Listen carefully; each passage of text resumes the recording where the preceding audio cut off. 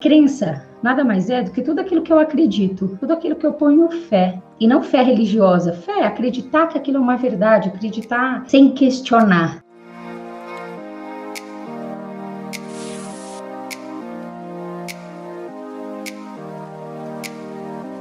Como é que funciona, né? Toda vez que a gente fala assim, eu tenho um pensamento limitando, eu tô com uma crença limitante, enfim. O que é isso, né? Nada mais é do que esse pensamento que fica na nossa orelha, que nos trava e nos gera medo, né, anseio, ansiedade e um monte de outras coisas, e que influencia diretamente o nosso quê? O nosso comportamento. Quando que a gente adquire as crenças, né? Desde o momento que a gente abre o olho, quando a gente nasce, até o dia que a gente vai fechá-los para sempre. O que a gente precisa entender aqui, né? Até os 7 anos de idade, a gente é uma esponja. A gente assimila muito o que os nossos pais, os nossos cuidadores, tudo que eles vão nos ensinando, ou nós, pelo simples fato de sermos observadores, né, do dia a dia deles, a gente vai aprendendo também pelo comportamento que os nossos pais têm. E as nossas crenças constroem o quê? Constroem a nossa personalidade, constrói quem nós somos.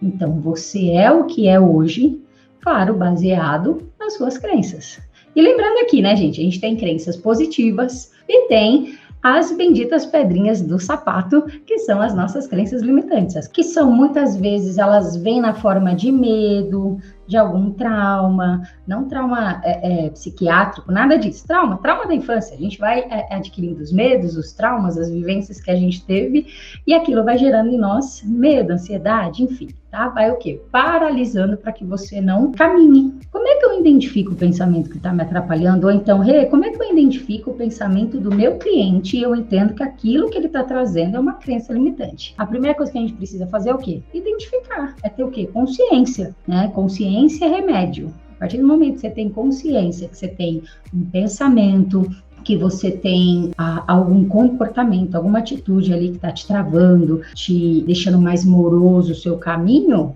é o momento ali de parar e analisar.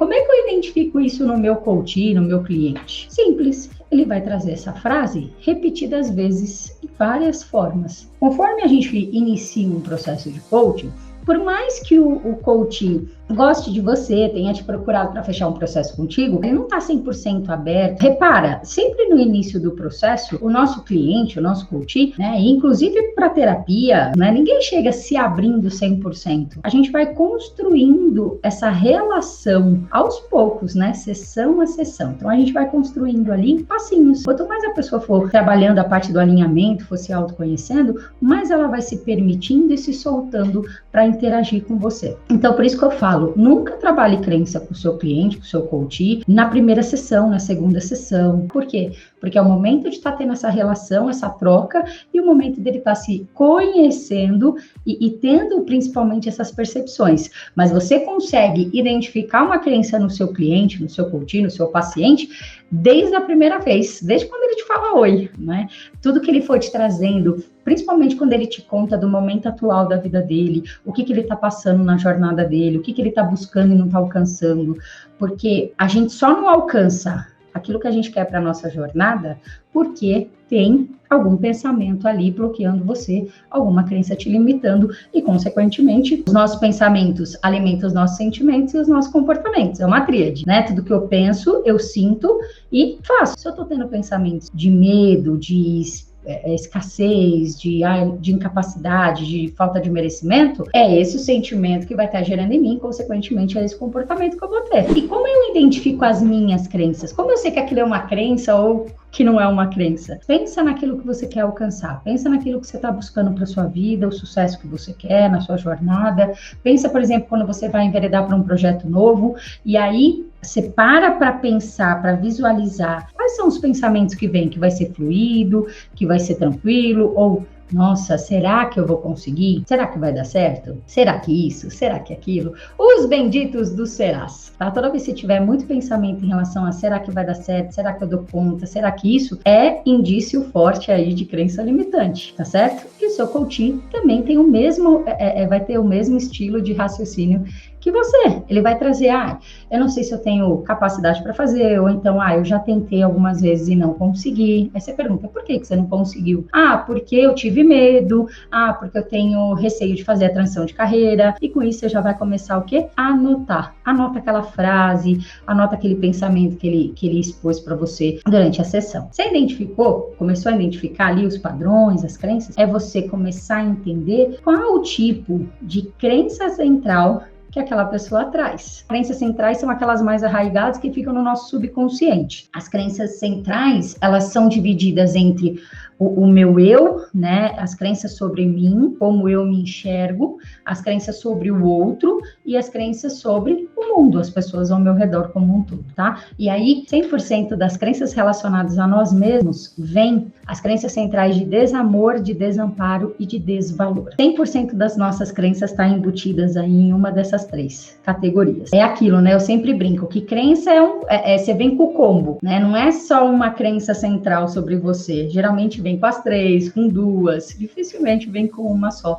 Tudo depende do quê? Do contexto que ela foi instalada ali. E como é que uma crença é instalada na gente? Vem da infância, mas como é que ela é instalada? A gente tem 2 formas de instalar uma crença limitante. Ou pela repetição de tanto que você ouvir e por forte impacto emocional. E o forte impacto emocional não precisa ter acontecido uma catástrofe, não. Então, depois que você entendeu isso, né? Agora você como profissional, né? Você como coach, como terapeuta, você está atendendo seu cliente, seu paciente, você identificou ali a crença dele, classificou ali na crença central. Como a pessoa lida com a crença dela, é a forma que você vai entender também que vai te ajudar para trabalhar. Por quê? A gente tem algo na terapia cognitiva que a gente fala que são estilos de enfrentamento. Como é que eu enfrento uma crença? E todos nós enfrentamos as nossas crenças de alguma forma. Temos 3 formas de enfrentar as nossas crenças: a manutenção, a evitação da nossa crença ou a compensação. A manutenção da crença é você literalmente se render a ela. É a síndrome da Gabriela. Eu nasci assim, eu vou morrer assim, não tenho o que fazer, já me aceitei, né? Eu sou incompetente mesmo, eu sou incapaz, todo mundo é melhor que eu. A gente tem a evitação, que é literalmente fugir, se esquivar, e a compensação. Como é que é a compensação? Né? A compensação fica mais caricato eu explicar, né? Por exemplo, quem que teve um dia horroroso, nada que você gostaria fluiu, tudo que você se propôs a fazer não deu certo. Sabe aqueles dias que tem muito tropeço, muito despendimento de energia, você fala, meu Deus do céu, esse dia não vai acabar nunca? E aí você olha no final desse dia e fala assim, nossa, eu mereço uma pizza. O que você está fazendo? Você está compensando na comida, compensando o que? A sua frustração, o seu dia ruim, o dia que não foi bacana para você na comida. Para cada crença que a gente tem, dependendo da área, é uma maneira que a gente tem de enfrentar essa crença. E é bom a gente saber como é que o nosso coach se comporta, porque aí a gente consegue também trabalhar isso quando vocês forem parar para fazer a sessão de crença com eles, de acordo com a maneira como ele enfrenta aquela crença dele. E aí se aplica a sua ferramenta, não vamos falar disso hoje também, tem zilhões de ferramentas no mercado, enfim. E aí é o importante. Na ferramenta, a gente vai instalar ali uma nova sinapse neural, você vai fazer com que a sua cliente coloque uma crença fortalecedora no lugar daquela antiga. Por quê? Porque dentro da ferramenta ela vai entender que aquele pensamento que ela trouxe ou que você chamou a atenção para que ela trabalhe já não está ajudando mais ela. Você tem que mostrar que esse seu pensamento é ilusório. Toda crença é ilusória. Sabe por quê? Foi você que criou ela, através do seu filtro, né, de como você enxergou aquela situação, você criou essa ilusão para sua vida. Tá? E se você criou, você tem plena e total capacidade de descriar e criar uma bem mais potente, bem mais fortalecedora no lugar.